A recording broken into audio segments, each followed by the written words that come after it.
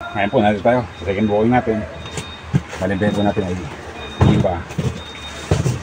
Huli lang ito, Gimba Nueva Ecija. Isyo. Yun.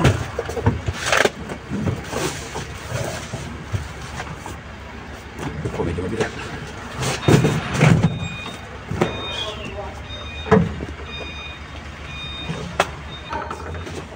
Ako po nagbubuhat kasi nga may bayad po ito. Nakapagod lang. Yeah.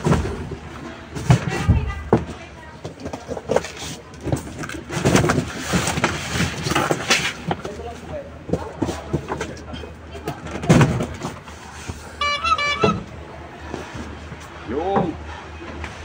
Ganyan na ito.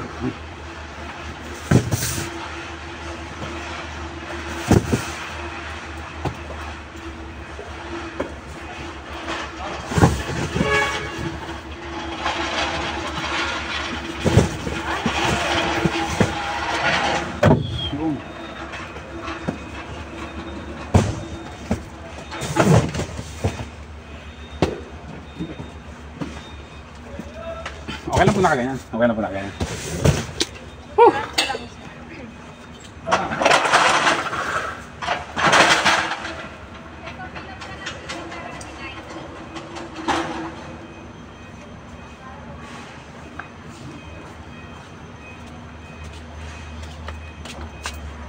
Oh, okay na po. Picture nyo na po. ID po. Yun. Ballpen ko yata, naiwan na kay ballpen ko dyan, no? May ballpen po ako, naiwan. Pangalan din. Ayan po, lalabas na po tayo.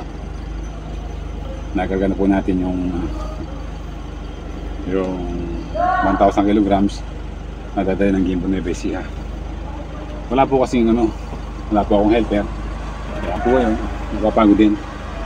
Ito po yung buhay lalamove. Nakakapagod din.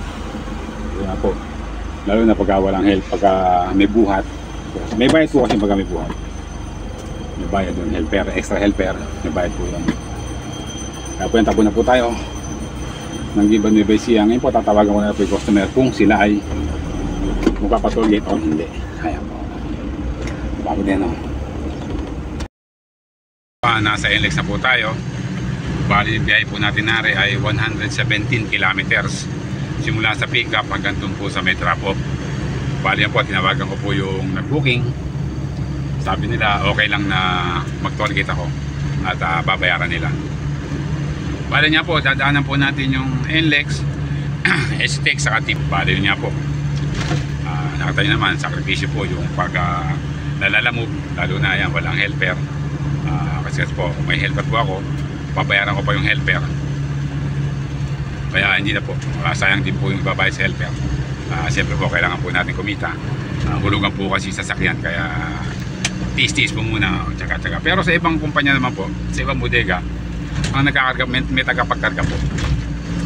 Yun po, wala po talagang totally walang tagapagkarga. Kaya po ako yung nagkarga. Ayan po, update po tayo mamaya.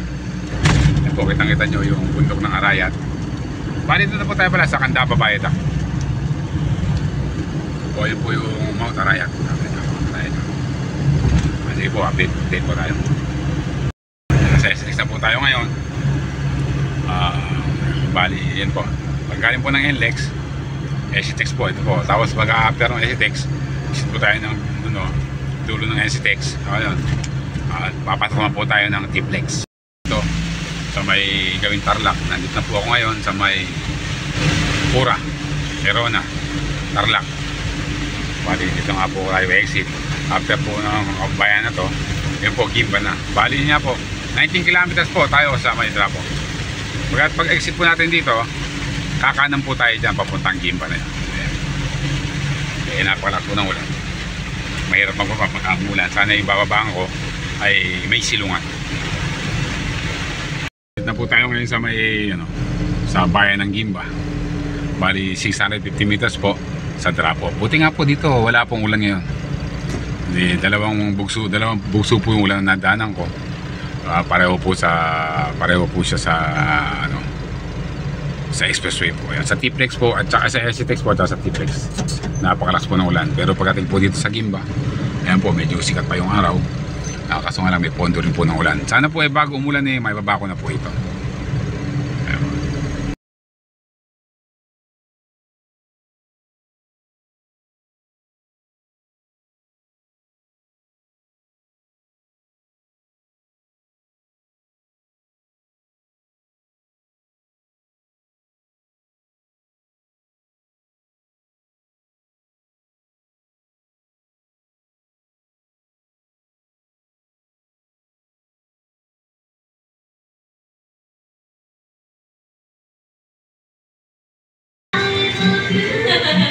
Makita niya sa YouTube yan. Makita niya sa YouTube yan. Okay lang. Okay lang makita mo sa YouTube yan. Po, nandito tayo ngayon sa may bayan ng Aliaga Nueva Ecija. Balik-galing po tayo doon sa may Gimba Nueva Ecija. Ang naging biyahe po natin ay Pulilan to Gimba Nueva Ecija. Binila ko po isa sa isang ice cream cruise. Superbait po ng mga kasama ko, nakatulong ko doon. Yung mga kasama ko nagbababa. Sila po yung mga empleyado ng pinagbabaan ko. Napakabait po, masasaya. Sa bagay, kami naman po mga taga Nueva Ecija, talaga naman po masiyahin kami. Yan po kami, masiyahin po kami mga taga Nueva Ecija. Tinanong ko po sila kung okay lang sa kanila, makita sila sa YouTube. O sabi nila okay lang sila at okay lang at masasaya pa nga sila. Po, maraming salamat po sa inyo. Bali niya po, nakadalawang biyahe tayo sa isang araw. Bali yung naging biyahe natin ay unang naging biyahe ko ay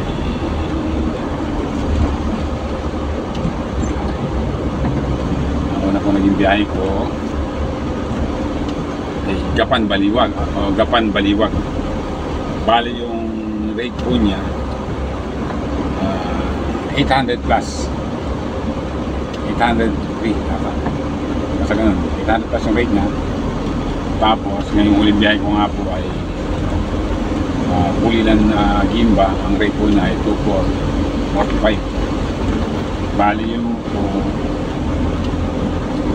kikita ko ngayong araw na to Nalalamog ay umabot po ng 3,248 sa dalawang booking. Tapos po, less po sila Alamod na 487. Natiran po siya ng 2,760. Bali niya po, nagkarga po tayo ng diesel. Yung diesel po na kinarga ko, estimated po na nagamit ko pong diesel sa kanya. Mga 700 to 800 na. Ganun lang po yung nabot ng diesel. Maliit lang po yung diesel kasi nga po, matipid na naman po itong L300 sa diesel. Yun po yung naging ano. Bali, natiran pa po tayo dito ng mga 2,000. Bali po yung kinita natin ngayong araw na to, 2,000 pesos. Tapos po, sana po patuloy nyo po akong suportahan. Maraming salamat po sa inyo. Kain GTV po. Ayan, maraming salamat. Ingat po tayo lahat, kahit saan po tayo naroon.